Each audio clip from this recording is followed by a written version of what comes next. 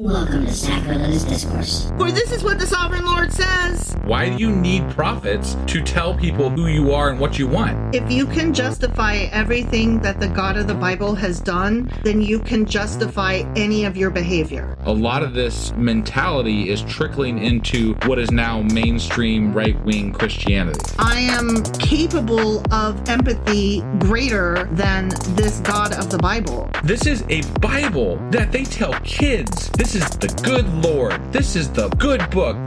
He is fantasizing about murder, mass murder. Head over to sacrilegiousdiscourse.com right now to find out how to leave us a review or support us on Patreon.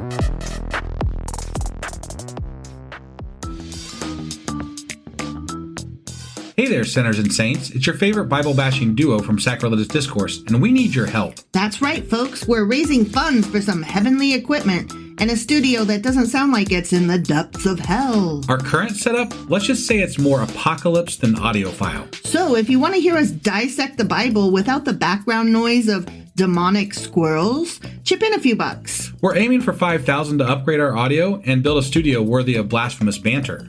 Donate today and help us spread the good word of atheism. You can find a link right on our homepage, sacrilegiousdiscourse.com. Every dollar counts. Even if it's from your collection plate. Hey, it's Husband here. We're releasing this episode because we thought it was really important, and it was originally just a Patreon episode, and we left this just there for a little while, but we wanted to share this with everybody. I do want to remind everybody that we have cut all of our ad revenue out from our podcast so that none of our advertising dollars accidentally help anybody that supports Trump. So we definitely could use your help. If you want to sign up at Patreon, head over to patreon.com/sacrilegious discourse. You can support us for as little as $1 a month, and every little bit helps. So that being said, enjoy the episode. Thank you. Wife. What you doing today? Well, so I'm running another special episode. This one is a Patreon only. And today we're going to be going over Pete Hegseth.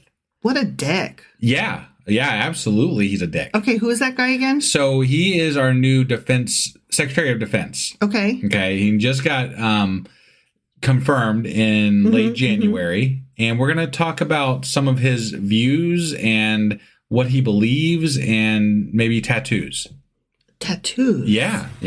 Tattoo. Suffice it to say, this guy is not good for our country. And really probably dangerous for our country. Probably. That's my best estimation. That's what ChatGPT told me. That's my best estimation on what I've learned. Okie dokie. You ready to find out more about Pete Hegseth? And how? All right, let's do this. Okie dokie.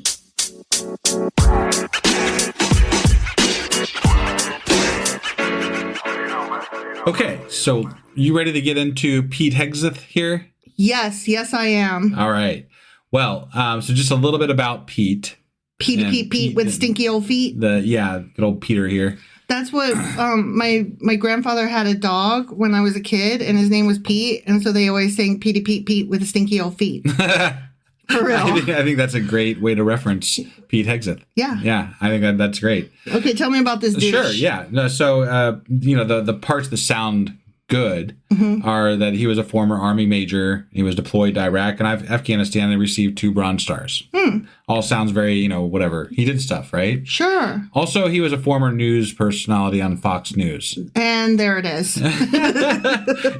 And he is known for his right-wing Christian nationalist rhetoric. Oh, okay. Yeah. So he was recently, at the end of January, he was confirmed as the new Secretary of Defense, and it's really turning the military into basically a Christian nationalist movement based on what I have been able to glean about this individual. Okay. So let's talk a little bit about what his views are. Okay. Right? So yeah, I'm a little scared of him. So. Yeah. So his views are basically that the U.S. should be governed by biblical principles rather than secular democracy. And he is part of these groups. There's I put this in the wrong place in my notes here, but it's Sphere something or other. And he's also, I'll get to it here in a bit. But, okay. But there's these religious groups that he's affiliated with loosely that basically he is not okay with democracy or letting people rule themselves. Oh. He wants this to be more or less a theocracy. So he likes a king. Yeah, which is kind of the scary bit, right? Because we've got we have a president right now that's calling himself a king. He's got a Secretary of Defense that's okay with a king. And we're building up, this whole ability to make that happen, in my opinion, right? Like we're putting people in places where the restrictions for this to happen or not happen are becoming less and less. Right. Right. So we had talked about how he's got the Christian nationalist ideas, and he's okay with theocracy. He's also very racist, and he wants he's got tattoos. Okay. That are. Tell me about the tattoos. Yeah. And there's Crusader imagery. He's got the Jerusalem cross, and I think you say the Deus Volt. God wills it. It's a phrase associated with white supremacist movements. Oh, that's exciting. Yeah. I love a good Nazi guy.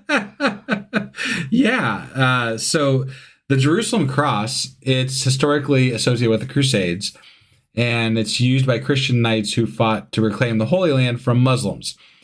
In modern times, it's been adopted by far-right Christian nationalist groups, particularly those who frame politics as a religious war. Ah, yeah. Okay. So that's not great to have on our Secretary of Defense. That's not great to have in our military at all. Yeah. Or our government at all. Right. The Deus Volt, it's a God wills it tattoo that he has. It was the battle cry of Christian crusaders when Pope Urban II launched the first crusade in 1095. God wills it because he wants us to kill a bunch of fucks. Right. I mean, isn't that what the Bible is about? Yeah, it's used historically to justify religious violence, forced conversions, and Christian dominion. Okay? So it's great imagery for, again, our person leading the fucking military.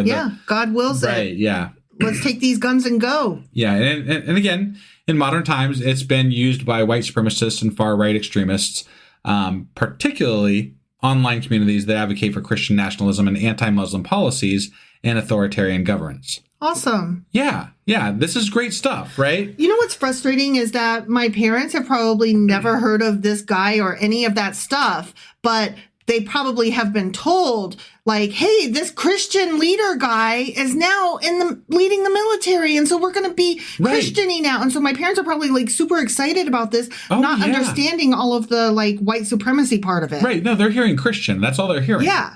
I'm sure of it. Yeah. And so if I went to them with this, they would be like, oh, you're just blowing that out of atheist. proportion.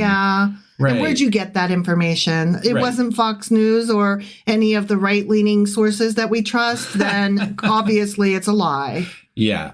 So the phrase was actually seen on banners at the Charlottesville rally, where in 2017, back when that when that horrible protest happened and people died, and that was not great. So his Hegseth's personal connection to this, he was actually on a podcast, and he was talking about some of his viewpoints, and it was the Sean Ryan show, and he said that he joined the army to fight extremists in 2001. 20 years later, that same army labeled me one. Whoa. So like he's got this like chip on his shoulder about the army. Yeah. And now he's leading it. He's going to change it. He's going to make it better? Question mark? Because I don't think so. Yeah. So he's clearly got some vengeance in his heart that he wants to get out. Yeah. After the January 6th insurrection, the Army National Guard flagged Hegseth's tattoo as evidence that he was a potential insider threat. Oh, Jesus. Yeah. His orders were revoked for the Biden inauguration due to those concerns. Oh, my God. Yeah. They were all for real. Yeah. They were like, this guy. Right. Yeah. Hegseth later described this as an example of anti-Christian bias in the military, framing himself as a persecuted warrior of faith. Oh, yeah, because white supremacy is totally synonymous with Christian. And so if you don't like white supremacy, then also you don't like God. Right. Yeah. Is that how that works? Yeah. It's how it sounds like it works. And then if you talk to Christians who aren't familiar with the white supremacy part of it, then they say that you're just being against Christianity, when it's like, well, I mean, yes, but more importantly, I'm against white supremacy. But all they hear is you're anti-Christian. Well, and based on a lot of his rhetoric, there's a lot of concern that he's going to use his role to purge "quote unquote" wokeness and reinstate Christian dominance into the military. Like he's going to take away things like secular pastors and any of that stuff. Like secularism is going to go away. That's the concern. That's bad. That's really bad, because like even in basic training when I was in the Army, on Sunday they had a secular pastor, which, I mean, that kind of sounds, I guess it was like a non-denominational, but they referred to him as the secular pastor. Right. He would come through on Sundays, and you could either be doing duty or you could go to church. So most of us chose to go to church, of course, because we didn't want to be at duty. Yeah. And it was very like tame. It wasn't like overly like hardcore Christian stuff. You know what I mean? Like it wasn't like in your face. It was spiritual. Yeah. Ish. Yeah. I mean, it was still like, they were still singing hymns, and they were still like having you, like he still read stuff from the Bible, but it was just very innocuous, and it was relaxing. Innocuous. Yeah. That's what I meant. Sorry. I knew what I meant. Read my mind. And so getting rid of the tameness of it is really going to make it to where only Christians get out of work. And if you're not Christian, could you sit through that? No. So that means you get to go to work. And that's just like one small, teeny tiny minor example in basic training. Well, what my understanding of the current state of our military is that it has trouble getting recruits. Yes. As it stands. Yeah, right? they are down. Recruitment is down. So why would we on purpose try to limit the political ideologies that we cater to and that we promote as being important in the military, right? Because they've always been at odds with actual statistics and facts. Right. That's why. No, I know. Yeah. Like, they have no idea that what they're doing is actually statistically harmful to whatever organization or nation overall. They don't understand that what they're doing is actually counterproductive. Are you saying the military in general, or because... No, Christian nationalists are like, we're going to make it better and stronger and gooder. Like, they don't really understand that mathematically speaking, they're being stupid, wrong, and dumb. Right. They just want to turn it into a Christian nationalist organization real bad. And it's like, that's great, but there's only going to be 5 of you at the end of the day. And that's the opposite of what you want. Yeah. Stupid. Yeah. So I mentioned earlier about some of the religious things that he's involved in and the religious ideologies that he believes. One of which is sphere sovereignty. Okay. And this was originally, it was developed by Abraham Cooper, and this person lived Kuiper. Okay. He lived in the late 1800s, early 1900s, and he was a Dutch theologian, journalist, and politician, and he played a major role in shaping neo-Calvinism and the concept of sphere sovereignty. And it's an ideology that wants Christianity to influence societal institutions. So family, government, education, they should all be under biblical authority. So these are all different spheres? Is that what you're saying? Well, it's saying that like family should be, these are all different things that should be all under the sphere of Christianity. Okay. Yeah. So how Hegseth, based on his statements that he has made over time, might view this is that the military should function under a Christian leadership.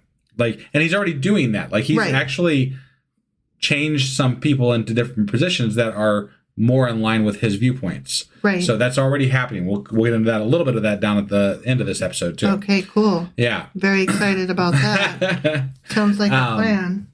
And the government should support Christian values over secular ones. Awesome. And schools should be Christian controlled, not secular. Of course. These are all ideas that are part of sphere sovereignty. Obviously, that is completely antithetical to pluralism and democracy. Mm-hmm. So that's not great for us, Right. that he ascribes to that ideology. Right. Also, he is very much influenced by Christian Reconstructionism. And this is enforcing biblical law, okay? And this was founded by R.J. Rushdoony, who was alive from 1916 to 2001. And he was an American Calvinist theologian and the founder of the Christian Reconstructionism. Or Reconstructionism, sorry, not. And it's a radical movement that's seeking to replace secular democracy with biblical law. So basically, Sharia law for Christians. Oh, okay. We're gonna just do the whole, theocracy thing. Yeah, That's yeah. gonna happen. Okay. Maybe. Sure. I wonder how that's going and to go literally, over. they advocate for theocratic government enforcing Old Testament laws. Like, Calvinists are more in line, like, with still abiding by Old Testament laws. Now, we've read the Old Testament. I'm like, how do yeah. you feel about that? I'm curious how they're going to get around, like, some of the mixed thread rules. you Well, know? just so you're aware, some of the key tenets of this belief are the death penalty for homosexuality, adultery, and blasphemy. Oh, Jesus. Yeah. Well, fuck me. I guess I'm fucked. Women must be subordinate to men in society. Eat my ass. Go on. And it rejects democracy as anti-Christian. Of course it does. Yeah, Because yeah. it means giving everybody an equal voice. And some voices are more important than others in Christianity. Right. So you might ask, what are Hegseth's ties to this movement? What are Hegseth's ties to this movement? What are his ties? Yeah. He attends a church affiliated with Douglas Wilson, and that is a leading Reconstructionalist, of which they hold these ideas. Jesus Christ. And he also publicly has advocated for biblical law and governance through some of his statements. So basically, let me just get this straight. He wants me dead. I mean, he wants you subordinate for sure. Well, I mean, I and cuss. then once you're not, then yes, dead. I cuss. I'm bi. I am not subordinate. I've been married more than once. Right. I've had an abortion. No, you wouldn't last he wants long. me dead. Right, yeah. He wants me dead. Right. He wants me personally dead. Sure. I mean, Awesome. that seems to be in line with his views. Yeah. Okay. So my friends who want to tune out to politics, yeah. as we discussed prior to coming on the microphone, Right. maybe I should tell them, hey, so this guy wants me personally dead, and maybe you too for these reasons. So could you maybe tune back in? I would like to not die. I mean, this guy is really scary. Yeah. And he's in charge of our fucking military. Right. So maybe it's tune back in, it's everybody. Worth paying attention to this guy. Yeah. Like, this guy has the wrong type of power and the wrong type of ideas. Mm-hmm. And it's not a great situation. Right. It depends on how everything ends up, but like, Trump is filling spaces with people that are very fucking dangerous. Mm-hmm. And this guy is very fucking dangerous. Yeah, not just stupid. Like, the ones at the very, very top are stupid, but the ones that are not at the tippy top, they're at the just top. Sure. They're smart and dangerous. I wouldn't go so far as to say smart. Hegseth sounds very smart. He got where he got. They're driven. They're motivated. They have ideologies. Smart is a whole other thing that I would have to base on other criteria. Okay. Based on the ideas that he holds, I don't consider those smart ideas. I consider those crazy ideas. Well, But that's just my opinion. So you can have a crazy genius, though. yeah. But again, I'd have to judge that on different criteria than what I've studied about him. Okay.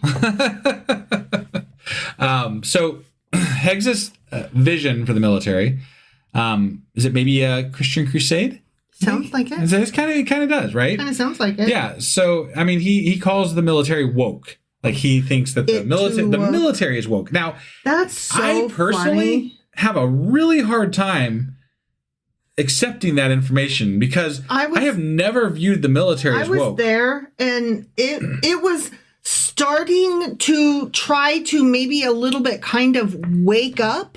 I would never call it woke, considering how they still treat women to this day, and considering that, yes, the queer community and particularly the trans community does have more of a place now than it used to in the military. It's still fresh and new. Yeah. And now it's going right back, into the closet. I would never call the military woke. No. I would call it a group that had some people that were trying really hard to get it there. Right. Yeah, no, I agree. I agree. Because we did have, like, when I was in between, the mid to late 90s. Yeah. And we had to attend, like, DEI training and stuff like that. They didn't call it that back then. Right. But we also had to attend, like, anti-sexist discrimination, that kind of thing. Sure. Yeah. And, you are required to attend it. Like, it's part of your record, Yeah. Like, oh, you're due for, it's been so many months or so many years. It's you got to go back for this training. Yeah. Right. The same. Yeah. And they do that with, like, your shots and with your, like, checkups and your dental checkups. Oh, it's been so long. You are due for your whatever. Right. So, they were trying to be woke, but they were not woke. Yeah. So Hegseth, he claims that the military has become weak and effeminate due to diversity, equity, inclusion, and the DEI programs and what have you. And he blames DEI efforts for driving away white men from enlisting. Oh my God. Are you kidding me? Are you fucking kidding me? That is the stupidest shit I ever heard because let me just tell you a story. Sure. When I was enlisted, I was part of the very first class where I was at of a combined men and women program in basic training. Yeah. And we still had separate rooms that we slept in, but we were in a combined barracks. Okay. And so there was that. Okay. Yeah. And the majority of the people that were enlisted were Black and Hispanic. Sure. Or of the girls, even of the girls, it was like only half white. So there was probably more white girls than white guys. But my point being, it was the economically oppressed people who were the enlisted. Definitely. The white people all go to college and become officers. Right. So kiss my ass that we were a weak army because we're pushing white men away. Fuck you. Well, yeah. White men weren't enlisting. Who wants to make basically minimum wage to go get shot at by people? Right. And that's not to say that there were not white men. There were a lot of white men. Right. But there were more Black men and Hispanic men. Sure. No, I mean, the military has always been a way out for people, right? Yes. Like I'm not trying to discount what the military is. The military does give people opportunities, right? Yes. You have a way to pull yourself up and do something with your life through the military that you wouldn't maybe have otherwise. If you're poor, it's your only option. Sure. And so it's a non-drafting draft, which I appreciate that it's there as any kind of option. But to pretend like DEI programs are why white people aren't getting into the military is ridiculous because it's about, like you said, it's about economic oppression. Mm-hmm. So it's literally because white people are privileged. Yes. That's why they're not enlisting in the military, not because the DEI programs. Yeah. It's fucking ridiculous. Yeah. The only white people that enlist are the ones at the bottom of the economic bucket. Right, right. So kiss my ass on that. Yeah, and just, I know this will shock you, but there is no evidence that DEI weakens the military readiness. No, if anything, I would assume that it makes it better because it makes people more comfortable with the people they're around. Yeah, no, and at least prior to Hegseth, the military leadership supported diversity as a strength because, that you're having to interact with a bunch of different people and learn to be a part of a team. So, I mean, it's just one of the greatest parts of, like, I grew up a military brat. And one of the greatest parts of that is that it exposes you to other cultures and it makes you a more well-rounded person. Like, I lived in other countries, not America. Right. And that was just as a kid, a dependent. So imagine being an adult going to other countries, which just because you're in the military doesn't mean that you will go to other countries, but obviously there's a greater likelihood than if you weren't enlisted. Right. So yes, a diverse group is going to be better than a non-diverse group, because the more ideas you are exposed to, the greater the empathy that you have, and it grows your curiosity, and the whole thing just makes you a stronger, more cohesive group. Yeah. Also, Hegseth also supports banning women from combat. Of course, because they have periods, and what are they going to do with their tampons? He has been quoted as saying, "We need moms, but not in the military, especially in combat units." Mm-hmm. Quote from him. And Mamas can't shoot guns. Right. That's silly. He claims that women in combat make the military less lethal. That's so funny. Like, what? Is our goal to be lethal or to, like, effectively defend the United States, right? And defend weaker nations. Granted, lethality is sometimes needed, I guess, but like is that like whatever. The reality of it is that women have been successfully serving in combat roles for years, and there is no data that suggests that women weaken the unit effectiveness. No. So I mean, it's complete bullshit what he's saying, and he's basing it on his own religious and ideological basing it views. On women are only supposed to be fuckholes. Right. Yeah. Make me a sandwich, bitch, and then get in bed and let me fuck you. Yeah. And shut the fuck up and like it. Yeah. So some other wonderful things about Hegseth here. He actually opposes efforts to remove white supremacists and violent extremists from the military, calling it a fake problem, quote unquote. Okay. Okay. Yeah. So all those things that I saw never happened. Well, there was. He actually has been quoted. I'm going to be paraphrasing this because I don't think I have the exact quote in front of me. But he has actually said something to the effect that he respects Islamic terrorists because they at least have a fervor of willingness to go fight for something behind a solidified religious notion. Right. I read that thing. You had me read that. Yeah, that was crazy. Terrifying. Yeah. But he's seeking to purge any officers who promote wokeness from their leadership. And wokeness meaning DEI and equality. Yeah. If you are trying to accept people, apparently you're going to get fired. Yeah. So if you're not a dick, you're fired. What does that mean? Who the fuck knows, right? You can't define. Am I not allowed to like promote the black person or the person of color that works in my department? Nope. Apparently not. You're supposed to keep them at the bottom under the boot. That not only gets them fired for being promoted as a person of color, but also gets you fired for trying to promote them, probably. Yeah. I don't know. Is that how we do this now? They shouldn't have been there in the first place except for at the bottom. Right, yeah. And the women shouldn't be there at all, except as, again, fuckholes. Right. And obviously, if there are people who are career military, right? Mm-hmm. And so there's going to be a lot of people that are in the military that are going to be dealing with this from the standpoint of, hey, we used to accept these types of things. So it's going to lead to a lot of people going, what the fuck, and being very alienated, who are not Christian, who are minorities, who are LGBTQ.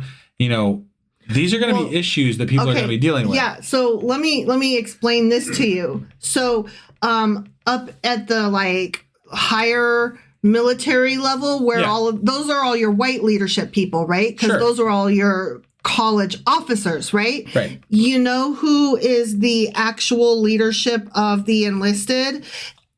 It's all black.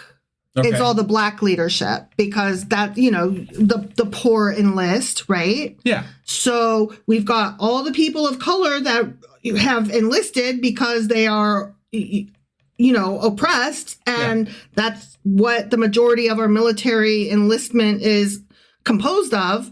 And so they raise through the ranks. And so you've got a bunch of enlisted leadership who is majority black. And they're going to be referring to this as DEI. Yeah. Like, and so all of a sudden they're going to go seek out the one white person in that fucking area, and they're going to be like, we're going to promote this person over you because obviously that person deserves it more. I mean, where I was at, the majority of the enlisted leadership was black, and it made perfect sense, and they were fine. Yeah. They were no different from anybody else leadership. Sure. I mean, they were in charge. Yeah. That's the thing. Yeah. That happens. And you know what? In the military, you don't have time and space for your own opinion. And so, like, they all spouted the exact same information because that's what the military is. That blind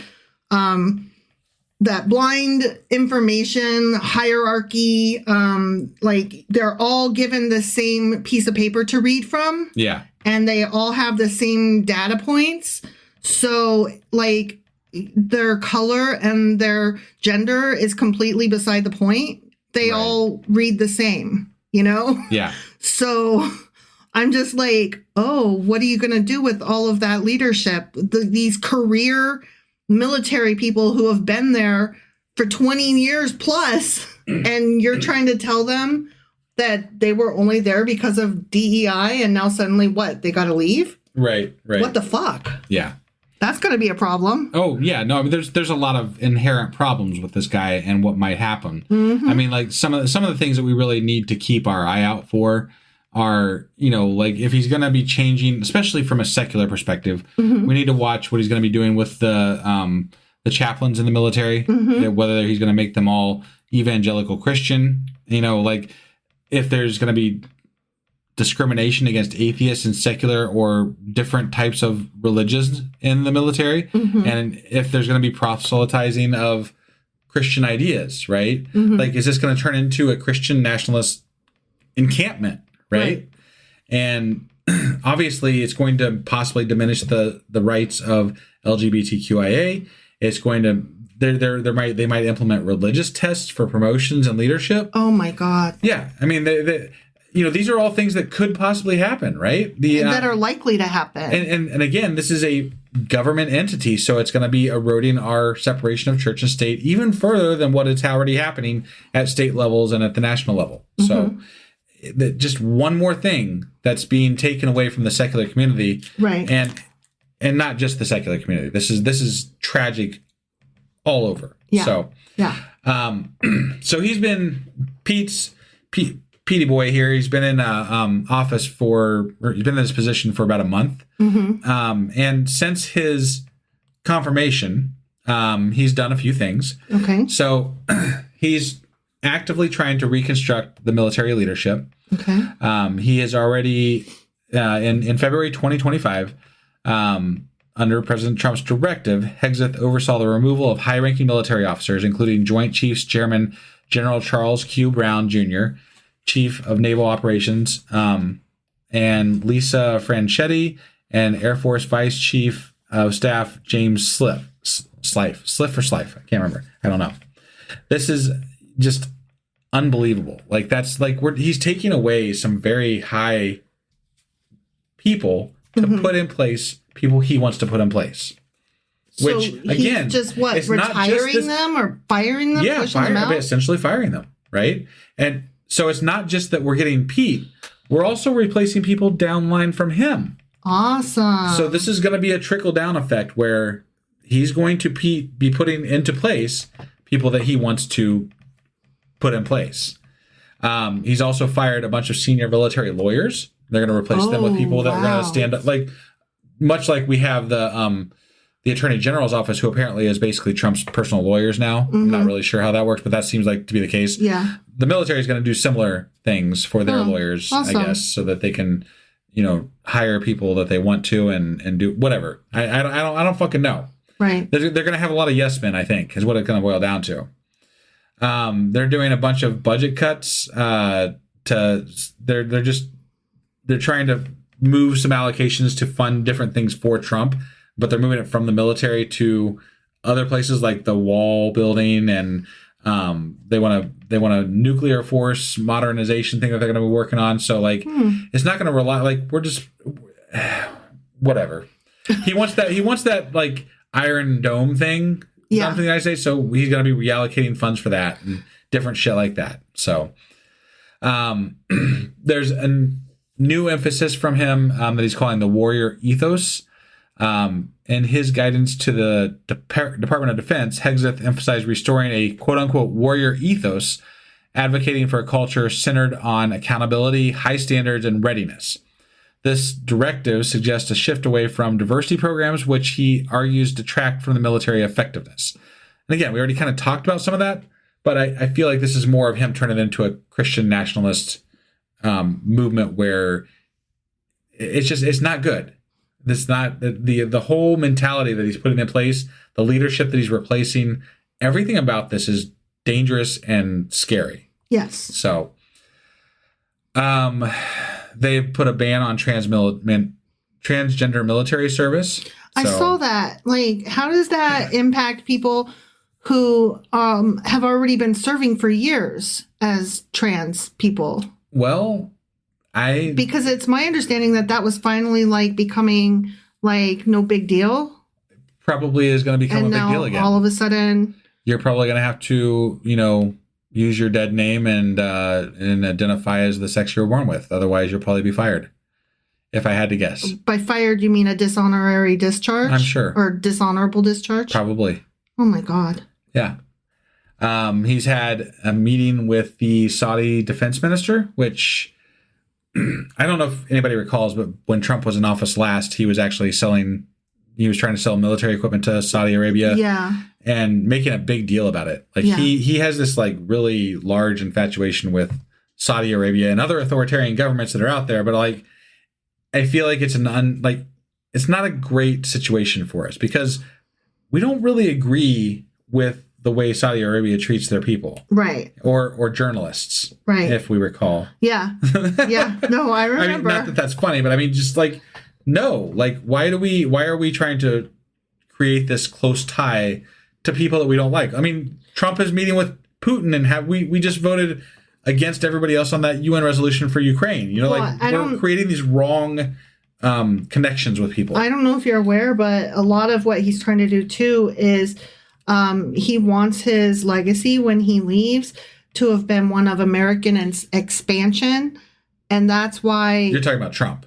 Trump, yes. I'm sorry. That's why he has been talking about Greenland and Panama and making... or the Panama Canal, I should say, and making Canada the 51st state. Like, he was floating some of those as, funny, but then he kept repeating it, and that makes it less funny. Yeah. He's actually pursuing all of these things because he wants to be the one who is reported in history as making America bigger, expanded, bigger. Got it. So that one of those things is probably going to happen during this. But then again, I've also heard him jokingly say, ha, ha, ha, shouldn't I run for a third term? That would be controversial. Like, he just said that at one of his little cute rally meeting things, within the last month. Well, I guess it really just boils down to who's going to stop him. Yeah. Well, that's another thing I know this is a little bit off topic. I'm sorry. Another thing that people keep saying is that he's creating a constitutional crisis. And I feel like that's not the correct language. This is not a constitutional crisis. The Constitution is fine on these points. The crisis is the other departments that are not stopping him, the people that are not stopping him. Right. That's the crisis. The Constitution says what ought to be done. That's not the crisis. The crisis is the people that are not following the Constitution. Yeah. A constitutional crisis is when we're arguing about the Second Amendment and gun rights and stuff. Yeah. And it wasn't spelled out, right? Sure. It wasn't spelled out what a militia means and what a well-regulated militia. And it wasn't spelled out what they meant by weaponry, because they couldn't have imagined where we'd be at today. When we need to further define something. Yes, that is a constitutional crisis. When things are undefined by the Constitution. Right.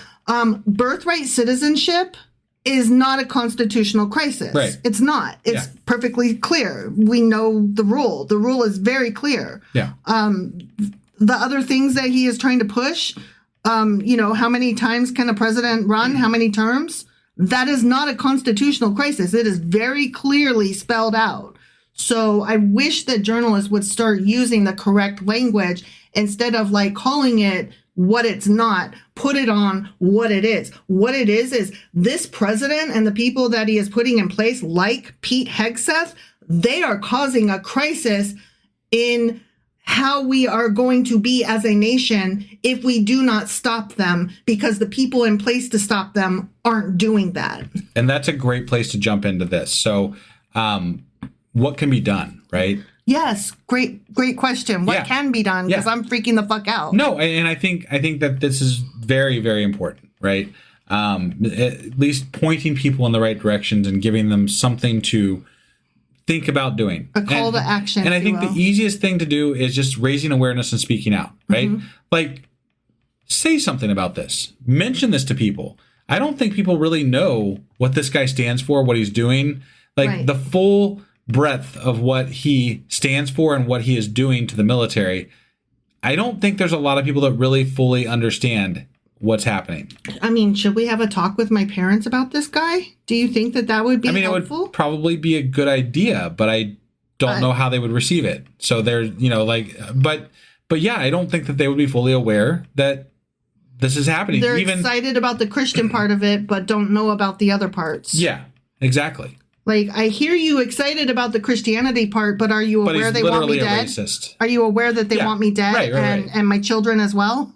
Yeah, like, so, I mean, just continuing to speak out, mention, share posts. I'm actually going to link to we did a blog post about this. I'm going to link to that in the episode here.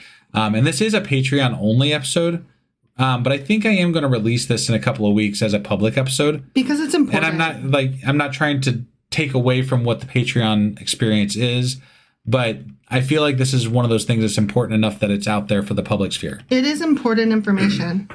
So I will eventually release this as a standalone public one as well, but not right away. Okay. You guys get it first for a little while. Well, yeah. So, and then supporting secular military organizations is also another thing you could do. So there's the Military Religious Freedom Foundations, the MRFF, and they stand for secular military.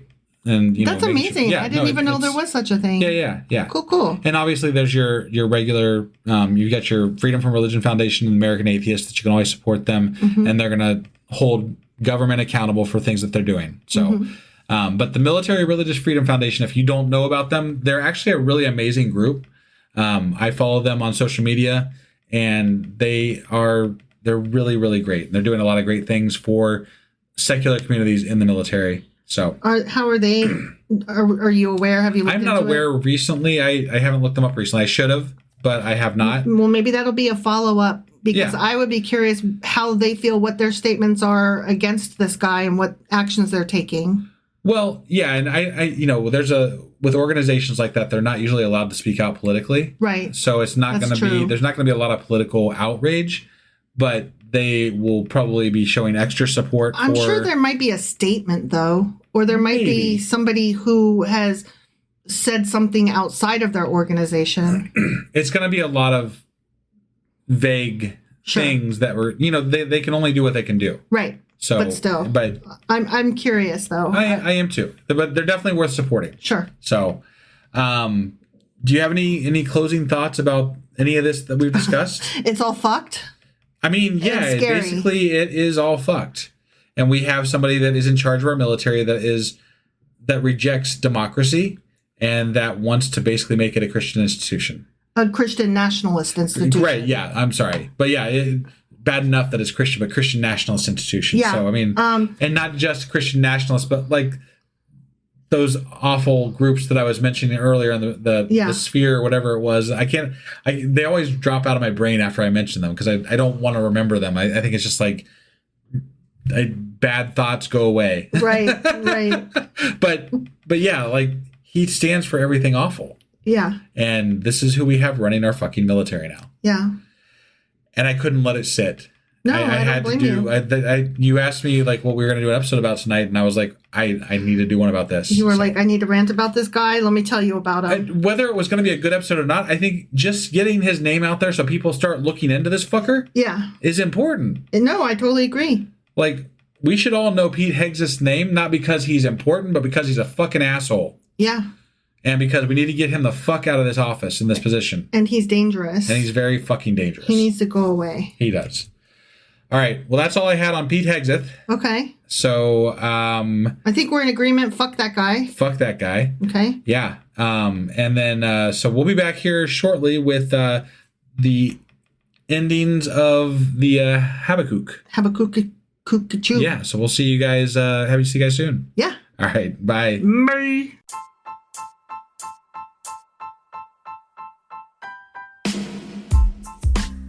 Hey, wife. I guess that's the end? But husband, that's just sad. It doesn't have to be. We are on lots of social media platforms like Twitter.